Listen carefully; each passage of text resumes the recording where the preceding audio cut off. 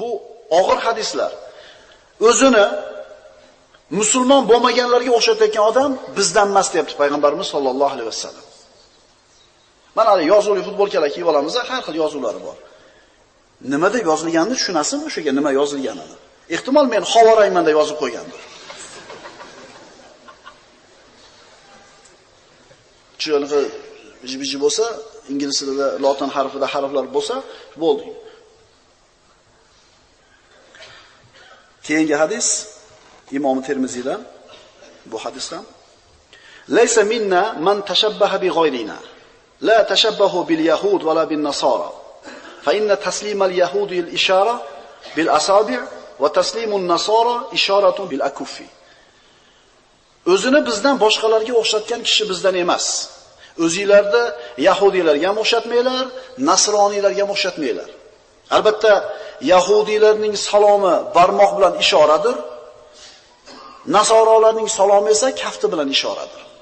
Bular qo'lini ko'tarib qo'yadi, qo'li bilan barmoq bilan ishora qiladi, hech narsa demaydi. Ammo musulmonlar assalomu alaykum va rahmatulloh deydi. Bu qaytariqdan nimani tushunamiz? Biz musulmon bo'lmagan g'ayri dinlarga o'xshashga biz harakat qilmasligimiz kerak. Bu narsadan payg'ambarimiz man qilganmiz. Mumkin emas ularga o'xshash. Uzoqda bo'lsa bunday qilib qo'ysa tushunarlik. Chunki eshitmaydi.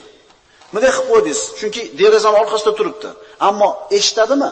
Gapirishning iloji bormi? Assalomu alaykum deb qo'yaylik. Biz til bilan aytishligimiz shart. Til bilan aytishligimiz shart. Endi g'ayri dinlarga o'xshashlik masalasi. Ba'zi bir holatda umuman musulmon kishini na diniga, na xulqiga, na odobiga to'g'ri kelmaydigan kiyimlarni kiyib olganligini ko'ramiz. Lekin aytib zerikdik. Lekin sekin-sekin tuzalib kelyapmiz.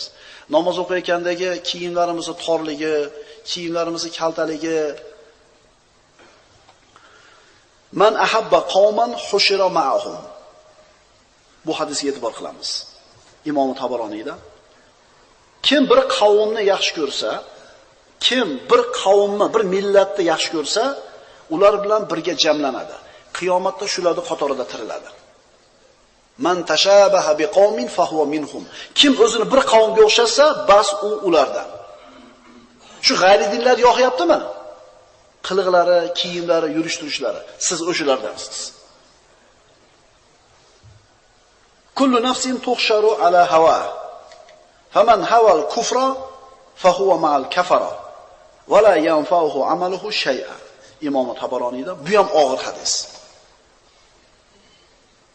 Har bir jon yaxshi ko'rgan narsasi ustida tiriladi, ya'ni jamlanadi. Bas kim kufrni yaxshi ko'rsa, bas u kofirlar bilan birga bo'ladi, unga uning qilgan amali asqotmaydi. Qilgan amali asqotmaydi, chunki kofirlarni yaxshi ko'rar edi. Masalan, to'ylarimizdagi urf-odatlar qandan keldi? Kim kofirlarni yaxshi ko'rsa, qiyomat kuni ular qatorida tiriladi, amallari unga foyda bermaydi. Ularni turmush tarziga, urf-odatiga, yurish-turishlariga ergashish, taqlid qilishlik mumkin emas. Duoni qarang.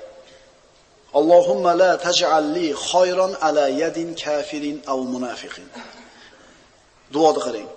Parvardigor, men uchun biron bir xayriyatni kofirning yoki munofiqning qo'lida qilmagin. Ya'ni menga keladigan yaxshilik kofir yoki munofiqning qo'lidan kelmasin. Nima degani bu? Agar sizga keladigan yaxshilik kofir yoki munofiqning qo'lidan kelsa, ularga bo'lgan muhabbat qalbingizda kuchayib ketadi. Tushunarlimi? Shularga o'xshagingiz kelib qoladi, chunki tirikchiligingiz o'sh orqali bo'lyapti. Vechirinkalarga borish kerak, ko'targanda ko'tarish kerak, va'z tushganda va'z tush kerak. Shularga muhabbatingiz ziyoda bo'lib ketadi. Shuning uchun ko'p aytamiz bu gapimizni. Yosh va bolalarini g'ayri dinlarni yurtiga yuborayotgan kishilar yaxshilab bilib qo'ysinki, farzand uzoq muddat o'shada yashab qaytib kelgandan keyin o'zini muhtiga ko'nika olmaydi. O'zini yurtida yashashni xohlamaydi. Qavmini, ummatini, merosini, madaniyatini, dinini xohlamay qo'yadi. Chunki qalbiga ana shu g'ayri dinlarning muhabbati kirib qolgan bo'ladi. o'zini yurtiga kelib aytadi, bu yerda deydi, qoloq hamma deydi. Nima bor bu yerda? Nima qilaman bu yerda deydi. Tanisha, eshitgansizlar, nima qilaman deydi. Hech narsa yo'q bo'lsa deydi. U yurtlardagi dunyo ishlaridagi ayrim peshqadamliklarni ko'radida, ularda muhabbati qalbiga joylangan bo'ladida, o'zini dinidan, oxiratdan bexabar bo'lgandan keyin o'sha tomonda yashashlikni xohlayveradi. Nima qilaman deydi. Man aqoma ma'al mushrikina faqat bariyat minhu zimma. Bu hadis Imom Tabaroniyda. Hadisni qarang. Kim mushriklar bilan birga tursa, ya'ni yashasa, shularning orasida, bas zimma undan pok bo'ladi. Undan musulmonlarning zimmasi ko'tariladi. Allohning payg'ambarning zimmasi ko'tariladi. Ta'lim uchun bo'lsa mayli, lekin shu yerga borib yashashlikda afzalda bo'ladigan bo'lsa, musulmonlar orasida yashashdan ko'ra, musulmonlarni Allohning payg'ambarning zimmasidan chiqib ketgan bo'ladi bu odam. Chunki u mushriklar orasida yashayotgan odam sekin-sekin ko'nikib qoladi. Ozgina vaqt o'tib, qalbida ularga iliqlik paydo bo'ladi. Yana ozgina vaqt o'tib, o'lchovlari o'zini o'lchoviga aylanib qoladi. Asta-sekin ularga nisbatan qalbida muhabbat paydo bo'ladi. Qarangda, nasroniylarning yurtlariga borib, oilasi bilan yashab, nasroniy bo'lib ketganlarning xabarini eshitamiz. O'zi musulmonlarning yurtida, musulmonlarning orasida yashab turib, 3-4 so'mmi deb, 3-4 chaqinida turib, murtad bo'lib ketayotganlarni ham xabarini eshitasizlar. Endi to'laligicha borib oilasi bilan yashayotgan bo'lsa shu yerlarda. Shuning uchun o'zini dinini, iymonini, millatini, qadriyatlarini tanib ulgurmagan yosh bolalarini g'ayri dinlarning yurtiga ta'lim uchun yuborayotgan ota-onalar 100 marta o'ylab ish qilsin. 100 marta o'ylab ish qilsin. Aks holda shu farzandidan ajralib qolishlik ehtimoli bor. O'shalarda 5 yil, 10 yil o'qib, qolib ketib, ota-onasidan xabar olmayotganlar ham bor. Xabariylar bor. Qalbida rahmat bor insongina yosh bolalarga shafqatli bo'ladi. Laysa minna man lam yarham sag'irana. Kichkinalarimizga rahm shafqat ko'rsatmagan odam bizdan emas dedi payg'ambarimiz. Kichkinalarga shafqatli bo'lmagan odam bizdan emas dedi payg'ambarimiz sollallohu alayhi vasallam. Payg'ambarimiz sollallohu alayhi vasallamning huzuriga arobiylar kelishdi. Sizlar yosh bolalarni o'pasizlarmi dedi, bag'rilariga bosib. Payg'ambarimiz ha dedi. Ular aytishdi, lekin biz vallohi hech qachon o'pmaymiz bolalarimizni. Payg'ambarimiz aytdilar, Alloh sizlarni qalbingizdan rahmat topib qo'ygan bo'lsa, men nima qilib bera olaman sizlarga? Kichkinalarga shafqatli bo'lmagan odam bizdan emas. Bu Rasululloh sollallohu alayhi vasallamning so'zlari.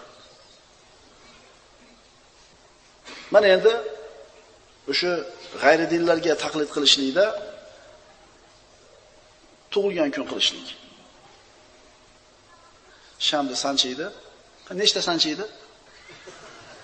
Nechta sanchiydi? Deydi. O'shdi. Shuna qilayotganlar yo'qmi? Bor. Bu o'shlarga ergashmasmi? Yosh bolalarga bayram qilib bermoqchiman desang, ha u bayram qilib ber. Sham sayma. Yilda 2 ta Eid bayramimiz bor. Shunda qilib ber. Yo'q, ayni tug'ilgan kun qiladi. Nimaga desa, bolalar bog'chasi shuna qilyapti-kan, men qilmasam o'g'lim yoki qizim o'ksiydi qalbi. Bormi shu narsa? Qaranglarda, o'lib ketmaydimi deyish mumkin. O'lib ketmaydimi deyish mumkin. Yo'q, akalar, bu noto'g'ri. Qaranglarda, Lut alayhisalomning ayoli Sadom qavmiga balo kelganda, u ham halok bo'ldi. Halok bo'ldi.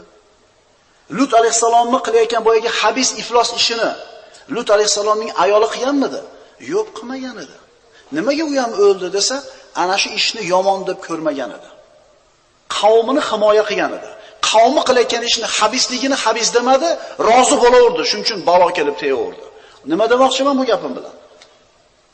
Agar atrofimizda bo'layotgan habis, munkar gunoh ishni ko'rib turib, bu noto'g'ri, bu yaxshi emas deb turib qalbimizda norozilik bo'lmasa, balki o'lib ketmaydimi desak, beparvo bo'layotgan bo'lsak, shu ishda biz ham sheriymiz. Kim ma'siyatga rozi bo'lsa, bas u mana shu ma'siyatning gunohiga ham sherik bo'ladi. Darsimizning nihoyasi. Fadamdama alayhim robbuhum bi dhanbihim fasawwaha va la yakhafu uqbaha. Solih alayhisalom o'zining qavmi Samudga mo'jiza qilib, Allohning izni bilan toshning ichidan tuyani chiqarib berdi va temanglar, yomonliklar bilan qo'linglar tegishsanglar, balo keladi dedi. Lekin qavm osilik qildi payg'ambariga.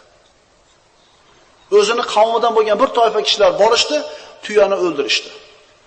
Tuyani so'ygan odam bitta odam edi. Lekin Samud qavmi yoppasiga halok bo'ldi. Nima uchun? Chunki hammalari rozi edi shu ishga. Biz ham atrofimizda bo'layotgan munkarni ko'rib turib, eng kamida qalbimizda nafrat bo'lmasa shu ishga, noto'g'ri bo'lyapti degan narsa bo'lmasdan beparvo bo'lib ketayotgan bo'lsak, demak rozimiz bunga. Demak, shu ishni gunohi bizga ham tegadi. Mahallamizda aroq sotiladi. Eng kamida yomon ko'rib qo'ya olmaymizmi? Qo'lingizdan kelsa borib nasihat qiling. Bo'lmasa borib qaytaring, sotmaradi deb. Shuning uchun Umar ibn Hattob aytar edi, agar bir shaharning aholisi hammasi bir bo'lib kelishib bitta odamni qatl qilib qo'ysa, mana shu shahar aholisini hammasini qatl qilaman deydi. Chunki hammasi mana shu ishga nima edi? Rozi bo'lgan edi. Abu Dovuddan keltirilgan hadis: "Iza umilat al-khati'a fil ard, kana man shahidaha fakarihaha, va qala maratan fa ankaraha, kana kaman g'aba anha."